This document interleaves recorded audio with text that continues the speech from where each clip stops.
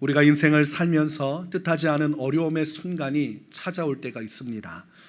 우리가 마음속으로 그렇게 오지 말라고 소리치고 외쳐도 우리 인생 가운데 참으로 당혹스러운 어려운 순간이 찾아올 때가 있습니다. 그것은 마치 배를 몰고 바닷가로 나갔는데 느닷없이 광풍이 몰아치는 것과 똑같은 것이라고 할 수 있겠습니다. 아무런 준비도 하지 못했고 예상도 하지 못했는데 광풍이 몰아닥칠 때 그 바다 한가운데서 얼마나 두렵고 무섭겠습니까? 임박한 죽음 앞에서 절망하고 아무것도 할 수 없는 그 순간 속에서 정말 말도 표현할 수 없는 생애 가장 극심한 고통의 순간을 맞이해야만 할 것입니다. 오늘 본문에서 26절과 27절을 보니까 그들이 하늘로 솟구쳤다가 깊은 곳으로 내려가나니 그 위험 때문에 그들의 영혼이 녹는도다. 그들이 이리저리 구르며 취한 자같이 비틀거리니 그들의 모든 지각이 혼돈 속에 빠지는도다. 이런 기록을 하고 있습니다. 이것은 풍랑, 광풍이 불어닥칠 때에 그 안에서 그 위험을 바라보는 사람들의 심정이 어떠한지를 기록을 하고 있는 것입니다. 그 위험 때문에 영혼이 녹는 것 같고, 그리고 그 위험 속에서 마치 취한 자같이 비틀거리니 지각이 혼돈 속에 빠진다. 정신을 차리지 못하고 그 두려움에 매몰되어서 절망 속에 그렇게 인생이 꺼져가게 된다. 기록을 하고 있는 것입니다. 절망하다가 바다 한가운데서 광풍을 맞아 죽게 되는 그런 고통의 순간을 맞이하게 된다는 것이죠. 그것이 바로 우리의 인생을 잘 나타내 주는 것입니다. 위험의 순간, 내가 생각하지 못한 위험이 찾아오면 잠 못 이루게 되고 뼈를 깎는 것과 같은 근심이 나의 삶을 붙잡게 되고 그 안에서 고통 속에 몸부림치면서 제정신이 아닌 사람처럼 그 문제에 매여 살아가게 됩니다. 눈을 떠도 눈을 감아도 아무리 다른 것에 집중하려고 해도 이 광풍과 같이 몰아닥친 인생의 문제 때문에 괴로워할 수밖에 없는 것입니다. 욥의 인생을 보면 그에게 뜻하지 못한 환난의 때가 왔습니다. 그 때문에 그는 정말 정신을 차릴 수 없었습니다. 마음을 정리할 새도 없이 그렇게 모든 것들이 하나씩 사라지게 돼요. 재산도 사라지고 자녀도 사라지고 그리고 나중에는 건강도 사라지고 그리고 나중에는 사랑하는 아내마저도 사라지게 됩니다. 그때 그 마음에 얼마나 극심한 고통이 있었는지 욥기 1장 20절에서는 욥이 일어나 겉옷을 찢고 머리털을 밀고 땅에 엎드려 예배하며 이렇게 기록하고 있어요. 그의 마음의 아픔, 근심, 괴로움, 형용할 수 없이 그 무너진 마음을 잘 표현해 주는 것이 겉옷을 찢고 머리털을 밀었다. 이것을 통해서 확인할 수가 있게 되는 것입니다. 마음이 너무 괴로우니까 이걸 표현할 방법이 없어요. 그 괴로움을 어떻게 나타낼 수가 없어요. 그저 입고 있는 옷을 찢을 뿐이요. 그리고 자신의 머리털을 다 밀어버릴 수밖에 없는 것입니다. 사람이 고통에 사무치고 마음이 괴로우면 이렇게 온갖 방법을 통해서 그 고통을 호소하게 되어 있습니다. 욥이 그런 순간을 맞이했어요. 우리가 인생을 살면서 내가 원치 않는 어려운 순간을 맞이할 때 우리도 똑같이 남들이 알 수 없는 이 고통에 매몰되게 되어 있습니다. 남들은 그저 아무것도 아닌 것처럼 나를 바라보지만 내가 겪는 고통은 누구에게 이해시킬 수 없는 그 고통은 나만이 아는 정말 죽을 것 같은 마음의 괴로움을 주는 것입니다. 우리가 믿는 자로서 하나님을 섬기며 인생을 살아갈 때 우리의 인생 가운데도 이 광풍이 몰아칠 때가 있어요. 그럴 때 우리는 이 고통스러운 순간에 어떤 마음을 가지고 살아가야 하는가, 어떤 마음으로 그 힘든 시간을 견뎌야 하는가, 그리고 그 고통 속에서 어떤 소망을 가지고 살아가야 하는가, 그것이 우리의 인생에서는 너무 중요한 부분이라고 할 수가 있겠습니다. 마냥 좋은 순간만 있으면 상관이 없지요. 그러나 믿는 자에게 다가오는 위기의 순간에 우리는 마음의 준비를 할 필요가 있고 신앙의 중심을 가지고 바르게 살아가야 할 방향을 잘 잡고 있어야 됩니다. 사도 바울이 하나님 앞에 부름을 받아 전도의 사명을 감당합니다. 하나님 앞에서 전도하려고 하면 그것이 얼마나 아름다운 겁니까? 그러면 하나님께서 기뻐하시기 때문에 그 일들이 형통해야 하는 것이 맞습니다. 하나님께서 도와주시고 함께 해주셔서 그 일들이 잘 되게 하셔야지, 잘 안 되면 그것은 우리의 마음속에 도리어 동기부여가 꺾이는 거 아닙니까? 그러나 참으로 안타까운 것은 사도 바울의 사역의 현장은 참으로 힘겹고 어려운 일들이 많았습니다. 하나님께서 놀라운 기적의 역사를 나타내는 순간도 많았지만 그 반면에 그 길이 막히고 환경이 어려워져서 복음을 전하기 어려운, 정말 목숨마저 위태로운 순간들이 참으로 많았습니다. 그래서 우리가 사도 바울의 전도 여정을 보면서 우리 성도의 신앙의 여정을 깨달을 수가 있는 것입니다. 하나님을 위해 살아가지만 때로는 어려운 순간이 올 수 있고, 사도행전 27장을 보면 사도 바울에게는 큰 유라굴로라는 광풍이 불어닥치는 일이 발생하게 됩니다. 당시 사도 바울은 로마 황제에게 상소를 해서 이 로마로 가서 복음을 증거하기 위해 죄수 신분으로 이제 로마로 향하는 여정을 떠나게 됩니다. 배를 타고 가는 그 여정이었는데 그 과정 속에 미항이라는 도시에 도착을 합니다. 그때에 사도 바울은 마음속에 감동이 왔어요. 어떤 마음이었냐면 여기서 겨울을 보내야 된다. 이 미항이라는 곳을 떠나 다른 지역으로 가면 큰 위기가 올 수 있다는 마음의 감동이 있었습니다. 그래서 이곳에 머물러야 된다고 주장을 했지만 그때의 선장과 선원들은 의견이 달랐어요. 여기서 지내는 것은 너무 불편하니 우리가 조금 더 가면 베닉스라고 하는 항구가 있는데 거기서 겨울을 보내자고 주장했습니다. 그때 이 죄수들을 끌고 로마로 향하는 이 백부장이 마음속에 누구의 말을 들었겠습니까? 당연히 선장과 선원의 말을 듣지요. 전문가들의 말을 들을 수밖에 없습니다. 그들의 이야기를 듣고 조금 더 가서 좀 편하게 겨울을 보내었다가 여정을 출발하려고 해요. 그래서 이제 배를 타고 이동을 하는데 처음에는 남풍, 순풍이 불어서 배가 안전하게 잘 가고 있었습니다. 그러나 이제 조금 더 닥치니까 유라굴로라는 광풍이 불어오기 시작을 해요. 이 바람이 얼마나 강한 것인지 배가 방향을 잃어버리고 이 광풍이 부는 그대로 끌려가고 밀려가기 시작을 합니다. 사도행전 27장 15절을 보니까 배가 밀려 바람을 맞추어 갈 수 없어 가는 대로 두고 쫓겨가다가 어떻게 할 방법이 없어요. 자신들의 배보다 더 큰 바람이 불어닥치니까 그저 속절없이 밀려나기 시작을 합니다. 20절 말씀을 보니까 여러 날 동안 해도 별도 보이지 아니하고 큰 풍랑이 그대로 입슴에 구원의 여망마저 없어졌더라.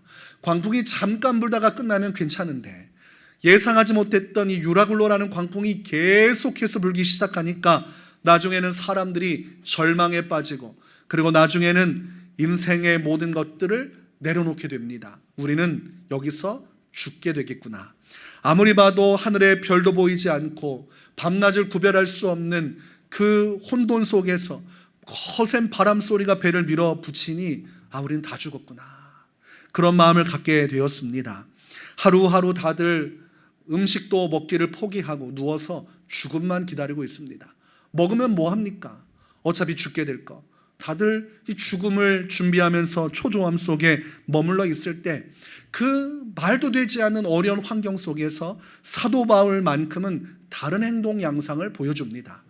분명히 똑같은 배를 타고 있고 똑같은 유라굴로라는 광풍을 맞았는데 다 죽게 생긴 것은 똑같은데 사도 바울은 다른 행동을 해요. 그는 그곳에서 절망하지 않고 낙담하지 않고 끝까지 정신을 바짝 차리고 사람들을 독려합니다. 하나님께서 우리를 구원해 주실 것을 선포하고 그리고 이제 힘을 내어서 먹을 것을 먹게 합니다. 그러자 사람들이 사도 바울을 보면서 용기를 얻기 시작하고 그 아무런 구원의 여망마저 없는 혼돈 속에서 마음이 짓눌리고 영혼이 짓눌리고 죽음 앞에 초조함 가운데 머물러 있는 그들이 그때부터 희망을 찾기 시작하고 살 수 있을지도 모른다는 생각을 하기 시작을 합니다. 그런 마음을 갖기 시작하니까 그곳에 그 어려운 환경 속에서 다들 정신을 차리고 용기를 갖고 이제 힘을 내기 시작했어요. 그리고 결과적으로 그들은 하나님의 보호하심 가운데 안전하게 하나님의 인도하심을 받고 모두 다 생존하게 되는 하나님의 기적의 역사가 나타나게 됩니다. 우리가 오늘 이 사도 바울의 중심을 가지고 있어야 되는 것입니다. 사도 바울이 무슨 중심을 가지고 있어요? 하나님께서 지켜주시리라는 그 믿음이 그의 마음을 사로잡고 있었습니다. 유라굴로라는 광풍이 닥쳐도 하나님이 나를 도우시면 나는 살아남을 수 있다. 이 믿음이 있었고 그 믿음 속에서 사도 바울뿐만이 아니라 함께 있는 모든 자들이 구원을 받게 되었습니다. 오늘 본문 24절과 25절에 이렇게 기록을 합니다. 여호와께서 행하신 일들과 그의 기이한 일들을 깊은 바다에서 보나니 여호와께서 명령하신즉 광풍이 일어나 바다 물결을 일으키는도다. 왜 광풍 속에서도 절망하지 않을 수 있느냐? 그 광풍도 결국은 주님의 손 안에 있기 때문입니다. 우리가 감당할 수 없는 그 거대한 바닷바람도 결국은 하나님께서 일으키시기도 하고 없애시기도 하는 하나님의 주권과 능력 안에 있음을 성경은 말씀하고 있는 것입니다. 하나님께서 말씀으로 천지를 창조하셨다면 그 작은 바닷가에 부는 바람 그거 하나 없애지 못하시겠습니까? 성경에서 말씀하는 하나님은 우리가 생각하는 우리의 기준과 상식을 넘어서는 분입니다. 그러니 사도 바울은 그 하나님을 바라보았고 그 하나님을 믿는 믿음 가운데 주님의 놀라운 영광을 볼 수가 있었던 것입니다. 마가복음 4장에 보면 예수님을 모시고 제자들이 배를 타고 이동합니다. 그때 이들 가운데도 광풍이 불어왔다고 돼 있어요. 광풍이 불어오니까 제자들이 너무 놀랐습니다. 바닷가 생활에 익숙한 그들이었지만 어부기 때문에 더 잘 알고 있는 것이에요. 광풍이 불어닥치면 아무리 노력해도 사람으로서는 어찌할 수 없다는 것을 알고 있었습니다. 그래서 이들이 절망 가운데서 예수님을 흔들어 깨기 시작을 해요. 마가복음 4장 38절과 39절을 보니까 예수께서는 고물에서 베개를 베고 주무시더니 제자들이 깨우며 이르되 선생님이여 우리가 죽게 된 것을 돌보지 아니하시나이까 하니 예수께서 깨어 바람을 꾸짖으시며 바다더러 이르시되 잠잠하라 고요하라 하시니 바람이 그치고 아주 잔잔하여지더라. 이 상황은 절망적인 상황이었어요. 예수님은 주무시고 계시고 아무런 도움이 안 돼 보여요. 제자들이 우리가 죽게 된 것을 돌보지 아니하시나이까 이렇게 지금 말하고 있는 것은 무슨 뜻입니까? 예수님이 있어도 우리 다 죽게 될 것입니다. 예수님 당신이 무슨 일을 할 수 있으면 좀 해보십시오. 그러나 우리는 곧 죽게 될 것이라는 것을 확신하고 있을 뿐입니다. 이런 표현을 하고 있는 것이에요. 그러니까 믿음이 없는 겁니다. 이들이 두려워하고 절망하고 예수님을 흔들어 깨우는 것은 예수님이라 하시더라도 이 문제를 어떻게 해결하실 수 있을까라는 전제가 있기 때문에 죽음이란 단어를 쓰고 있고 예수님을 거세게 흔들고 있는 것이에요. 그러니 예수님에 대한 온전한 믿음을 가지고 있지 못해요. 그러나 예수님이 어떻게 하십니까? 그 잠에서 깨어나 예수님께서 선언하시죠. 잠잠하라 고요하라. 그랬더니 정말로 바람이 그치고 풍랑은 사라지고 잔잔해지는 역사가 일어났습니다. 자, 여러분이 태풍이 부는 바닷가로 갔어요. 거센 태풍이 불어닥쳐서 온 동네의 나무들이 쓰러질 것 같고 항구에 갔더니 그 넘치는 파도가 언제라도 집채만큼 날아들어와서 나를 삼킬 것 같아요. 그때 여러분이 가서 잠잠하라 고요하라 이렇게 선언하면 어떤 일이 벌어지겠습니까? 바다가 잔잔해지는 게 아니라 여러분이 잔잔해지겠지요? 아무런 변화도 없을 거예요. 그 거대한 파도가 여러분을 삼켜서 끌고 갈 것입니다. 이게 상식적인 일이고 이게 자연스러운 일입니다. 태풍이 불 때에 바닷가에 겁없이 나가다가 삼켜지는 사람 많습니다. 실제로 그 방파제 걷다가 한순간에 몇십 명이 순식간에 사라져서 실종된 일들도 있었습니다. 그러니까 사람으로서는 거대한 자연 만물의 공격이 닥치면 죽을 수밖에 없어요. 더군다나 바다 한가운데서 광풍이 불면 죽을 수밖에 없어요. 그러나 사람으로서는 죽을 수밖에 없지만 하나님으로서는 그 문제를 해결하실 수 있는 것입니다. 그게 하나님의 능력이라는 것이. 우리가 믿는 하나님께서는 그 일을 이루시기가 어렵지가 않아요. 나는 밤새워 고민하고 평생 연구해도 바람 하나 부는 것 막아낼 재간도 없고 그 광풍이 불어닥칠 때 바닷가에서 살아날 재간도 없지만 하나님은 아무렇지도 않게 그 문제를 해결하실 수 있는 분이십니다. 구약의 요셉이란 인물의 인생을 보면 그의 인생은 마치 롤러코스터를 타는 것처럼 올라갔다가 내려갔다가 올라갔다가 내려갔다가 위기가 있었다가 위기가 상쇄됐다가 또 더 큰 위기가 왔다가 위기가 상쇄되었다가 마침내 그 극한 위기 속에서 하나님의 놀라운 복을 받아 누리는 인생을 산 사람이 요셉이었습니다. 그러니까 그의 인생, 그의 항해 속에서도 배를 타고 열심히 나가다가 수차례 광풍을 만나는 삶의 위기의 순간들이 있었다는 거예요. 형들에게 미움을 받아서 요셉은 노예 상인들에게 팔려지게 됩니다. 그리고 애굽에 끌려가서 결과적으로 바로의 신하인 친위대장 보디발의 집에 노예로 들어갑니다. 자, 형들에게 버림받았습니다. 자유인에서 노예가 됐어요. 그래서 애굽으로 끌려갔습니다. 말 그대로 인생이 추락하기 시작하죠. 이제 사랑하는 가족을 만날 수 없어요. 이제 전과 같이 사랑받으며 살 수 없어요. 이제 하나님께서 주시는 복과는 멀어진 것처럼 그의 인생이 다 저물어간 것처럼 보입니다. 그렇게 인생의 광풍이 몰아닥쳐서 추락하고 있는 때에도 하나님의 역사는 나타나고 있음을 우리는 성경을 통해 볼 수 있게 됩니다. 창세기 39장 2절에 보니까 여호와께서 요셉과 함께 하심으로 그가 형통한 자가 되어 그의 주인 애굽 사람의 집에 있으니, 또한 4절에 요셉이 그의 주인에게 은혜를 입어 섬김에 그가 요셉을 가정총무로 삼고 자기의 소유를 다 그의 손에 위탁하니, 이렇게 기록을 하고 있습니다. 자, 인생 가운데 광풍이 불어닥쳐서 노예가 되었고 종이 되었는데 하나님께서는 여전히 요셉과 함께 하셨어요. 요셉을 굳세게 붙들어 주셔서 형통한 자가 되게 하셨습니다. 그에게 은혜를 베풀어서 그 집 안에 있는 모든 종들 위에 가장 뛰어난 자로 세워서 그 집의 청지기 역할을 감당하게 했습니다. 주인이 가지고 있는 소유를 그에게 아낌없이 다 맡기고 관리하게 했습니다. 여러분의 통장 아무에게나 맡길 수 있습니까? 여러분이 평생 적금 든 거 아무한테나 도장하고 비번 줄 수 있어요? 없지요? 더군다나 노예로 끌려온 알 수 없는 소년에게 줄 수 있습니까? 없습니다. 얼마나 큰 하나님의 은혜가 임하였는지 우리는 이 사실을 통해 알 수 있는 것입니다. 다 망한 요셉의 인생 가운데 하나님께서 역사하시니까 다 꺼져가는 불꽃 같은 처절한 그의 인생에 화력을 더하시고 큰 불이 일어나게 하셨어요. 노예지만 자유인처럼 주인에게 인정받고 사랑받으면서 청지기로 살아갈 수 있는 길이 열려지게 되었습니다. 이제 이곳에서 종이지만 그래도 작은 보금자리를 얻어서 살만하게 되었어요. 그런데 또 비극이 시작됩니다. 요셉의 인생에 광풍이 불어닥치기 시작을 합니다. 성경을 보니까 요셉의 외모를 용모가 빼어나고 아름다웠더라, 이렇게 기록을 하고 있습니다. 그러니까 아주 외모가 출중하고 잘생긴 사람이었습니다. 다윗도 얼굴이 붉고 아주 잘생긴 얼굴이었는데 오늘 요셉도 그런 사람이었어요.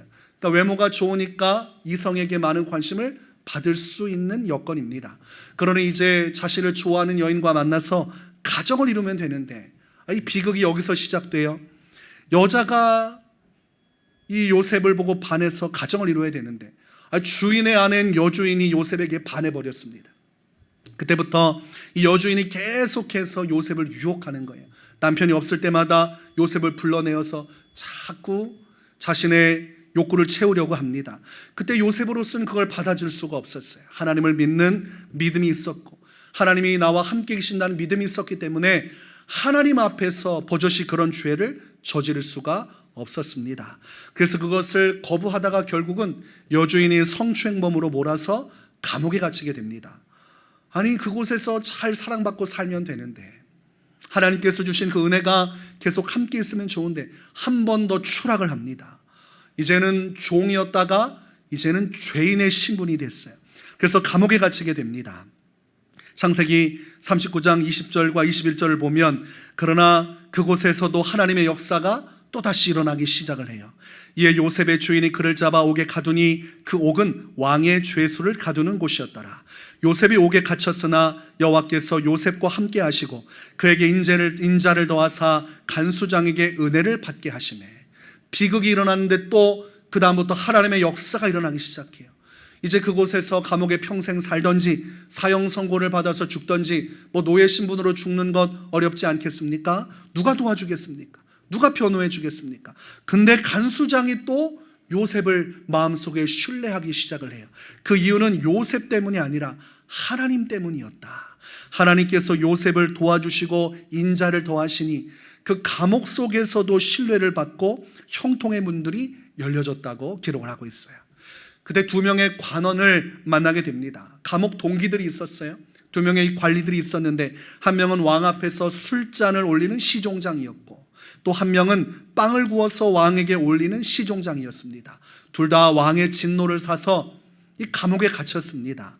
그러니 요셉은 무죄한 사람이라 억울하게 잡혔고 이 두 명은 잘못한 게 있어서 왕의 명령으로 감옥에 갇힌 겁니다. 그때 이들이 꿈을 꾸게 되는데 이 꿈을 요셉이 해석을 해줍니다. 왕에게 술잔을 올리는 시종장은 3일이 지나면 직책이 회복되리라. 이런 좋은 꿈을 해석해 주니까 옆에서 또 빵을 구워 올리는 시종장이 그럼 내 꿈도 해석해 달라고 요청을 하는데, 그 꿈의 해석은 3일 후에 목이 메어 나무에 달리게 되리라는 것이었습니다. 요셉이 참 철저한 사람 같아요. 두루뭉실하게 해줘도 되는데 3일 후에 목이 달려 죽게 되리라 끔찍한 해석을 해줬습니다. 그리고 요셉이 말한 대로 신기하죠. 3일 후에 술잔을 올리던 시종장은 복직이 되었고 빵을 구워 올리던 시종장은 그대로 죽임을 당하게 됩니다. 이때에 요셉이 이 술잔을 올리는 시종장에게 부탁을 해요. 당신이 만약 복직이 될 텐데 그러면 나를 기억해서 내가 무죄하니 제발 내가 무죄하다는 것을 밝혀주고 도와달라 요청을 하게 됩니다. 그런데 또 광풍이 불어닥쳐요. 이 시종장이 입을 싹 닫고 왕 앞에 서게 될 때에 요셉의 일을 머릿속에서 지우고 한마디도 얘기하지 않습니다.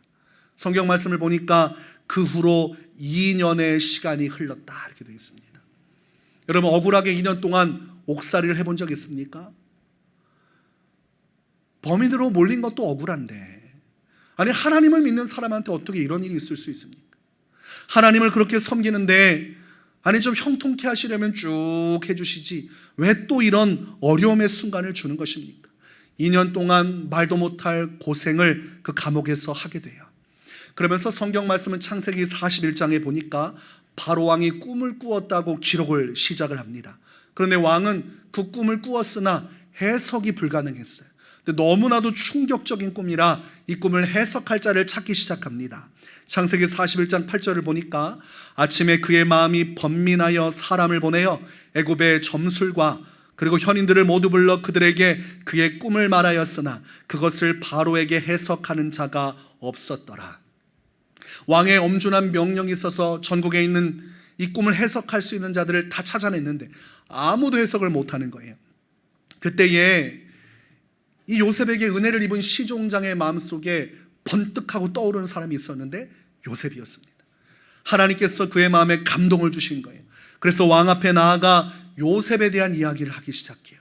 그리고 요셉은 감옥에서 바로 왕 앞에 서게 되고 그 꿈을 정확하게 해석을 해줍니다. 7년간의 큰 풍년이 있을 것이요 그 이후에는 7년간의 흉년이 찾아오게 될 것입니다. 그 기근으로 인해서 나라들이 망하게 될 것입니다. 왕이 그 말을 듣고 충격을 받고 하나님의 성령의 역사가 임하는 요셉을 보고 그를 자기 다음 때 이집트의 가장 높은 자리 총리의 자리에 앉히고 이제 너는 이 일을 미리 알고 있으니 이 풍년의 때와 흉년의 때를 미리 준비하라고 명령을 하게 되죠. 그때부터 열심히 풍년의 때에 모아진 곡식을 다 준비했다가 흉년의 때에 그것을 통해서 백성들의 땅들을 다 사들여서 왕의 소유가 되게 합니다. 그리고 이 소식을 들은 이 나라 땅에 속하지 않은 다른 나라 사람들도 찾아와서 그 곡식을 얻기 위해서 수많은 금은보화를 가지고 애굽으로 몰려오기 시작을 합니다. 비극의 순간이었지만 하나님은 매 순간마다 요셉에게 은혜를 베풀어 주셔서 인생의 거대한 광풍이 불어닥쳐도 하나님께서 그곳 가운데 요셉을 지켜주시고 보호하여 주시고 이끌어 가시는 모습을 보게 됩니다. 나중에는 어떻게 됩니까?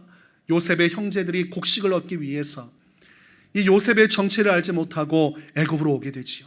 그리고 그 이야기는 결과적으로 형제와 안에 화목을 이루게 되고 또 아버지 야곱까지 그곳으로 불러 모아 온 가족이 기근의 때에 생명을 유지할 수 있었고 그들의 생명을 통해서 또한 예수 그리스도의 역사, 구속사의 역사는 흘러가게 되어 있었습니다. 우리가 인생을 사는 것은 요셉과 똑같은 그런 방향으로 살아가게 돼 있어요. 우리가 원치 않아도 우리가 바라지 않아도 요셉처럼 인생의 크고 작은 어려운 일들, 힘겨운 일들, 인생의 광풍이 몰아닥칠 때가 있습니다. 그때 우리가 잊지 말아야 될 것은 우리가 어떤 사람인가에 관한 것입니다. 어떤 비극이 내 앞에 다가왔는가 보다 더 중요한 것은 내가 어떤 사람인가에 관한 것입니다. 마귀는 우리에게 속삭이죠. 너 이렇게 될 줄 알았다. 너 같은 인생 뭐 대단한 것이 있겠냐. 이렇게 살다가 망하는 것이 인생이요 누구도 너를 동정해 줄 수 없을 것이다. 우리의 마음속에 절망의 마음을 주고 우리의 자존감을 무너뜨리고 두려움과 그리고 슬픔과 애통함 속에서 인생의 절망 속에 무너지기를 옆에서 부추기는 것이 마귀의 역사입니다. 그러나 오늘 여러분 분명히 깨달아야 될 것은 왜 하나님께서 여러분에게 요셉의 이야기를 들려주십니까? 바로 우리가 하나님 앞에서 요셉과 같이 존귀로운 자이기 때문입니다. 환난이 온다고 해서 우리가 하나님 앞에서 보잘것없는 인생이라는 것을 말하는 것이 아닙니다. 요셉의 인생 가운데도 큰 환난이 다가온 것처럼 우리의 인생 가운데도 큰 환난이 찾아올 수 있어요. 그것이 곧 우리의 마음을 무너뜨릴 수 있는 이유가 될 수 없습니다. 베드로전서 2장 9절에서는 그러나 너희는 택하신 족속이요 왕같은 제사장들이요 거룩한 나라요 그의 소유가 된 백성이니. 자, 한번 따라서 해보겠습니다. 그러나 너희는 택하신 족속이요 왕같은 제사장들이요 거룩한 나라요 그의 소유가 된 백성이니. 무슨 말입니까? 너희는 요셉과 같이 존귀로운 자이니라. 너희 인생 가운데 어려움이 찾아와도 하나님은 너희와 함께 하사 마침내 그 비극을 하나님의 축복으로 바꾸어 주시는 분이심을 우리에게 말씀하고 있는 것입니다. 그러니 환난을 두려워하고 내가 예상하지 못한 어려운 일이 닥칠까 잠 못 이루는 것 내려놔야 됩니다. 어떤 일이 닥치더라도 하나님께서 나와 함께 계셔서 능히 그 모든 일을 이기게 하시리라. 그 모든 것 가운데 주님의 능력의 손길이 우리와 함께하여 주시리라. 이 믿음이 우리 안에 있어야 되는 것입니다. 로마서 8장 29절에 우리가 알거니와 하나님을 사랑하는 자 곧 그의 뜻대로 부르심을 입은 자들에게는 모든 것이 합력하여 선을 이루느니라. 아무리 불가능한 상황이고 위기의 순간이어도 하나님은 사랑하는 우리 요셉과 같이 사랑하는 우리의 인생을 붙드시고 도리어 그 비극적인 순간을 통하여 우리 인생의 가장 좋은 길, 복된 길로 마침내 이끌어가는 분이심을 성경이 말씀하고 있는 것입니다. 오늘 본문 28절에서 30절이 그 말씀을 주고 있는 것이에요. 이에 그들이 그들의 고통 때문에 여호와께 부르짖으매 그가 그들의 고통에서 그들을 인도하여 내시고 광풍을 고요하게 하사 물결도 잔잔하게 하시는도다. 그들이 평온함으로 말미암아 기뻐하는 중에 여호와께서 그들이 바라는 항구로 인도하시는도다. 여호와께서 그들이 바라는 항구, 인생의 절망 속에 망하고 끝장나는 것이 아니라 주님은 우리에게 결국은 평온을 주시고 마침내 주님께서는 가장 좋은 우리가 원하고 소망하던 그 미래의 길, 우리가 바라는 그 미래의 역사를 이루어 가신다고 말씀하고 있습니다. 여러분, 아무것도 보이지 않아도 우리에겐 누가 계십니까? 하나님이 계세요. 사도 바울이 광풍 속에서 누구를 본 것이에요? 하나님을 본 것입니다. 인생의 불신자들은 광풍이 불어닥치면 광풍만을 봅니다. 야, 이제 어떻게 하나. 그러나 오늘날 요셉과 같이 주 앞에 존귀로운 우리, 예수 그리스도의 십자가 보혈로 죄 용서받고 의롭다함을 받은 하나님의 자녀가 된 우리는 그 환경과 상황을 보는 것이 아니라 하나님을 보는 믿음으로 살아가야 하는 것입니다. 하나님이 어떠한 분인가, 그리고 주님 앞에서 나는 어떠한 사람인가, 이것이 어려운 위기 속에 우리가 가져야 할 신앙의 바른 자세라 할 수 있겠습니다. 시편 121편 1절에서 4절에 내가 산을 향하여 눈을 들리라. 나의 도움이 어디서 올까? 나의 도움은 천지를 지으신 여호와에게서로다. 여호와께서 너를 실족하지 아니하게 하시며 너를 지키시는 이가 졸지 아니하시리로다. 이스라엘을 지키시는 이는 졸지도 아니하시고 주무시지도 아니하시리로다. 여러분, 이 말씀을 믿으십니까?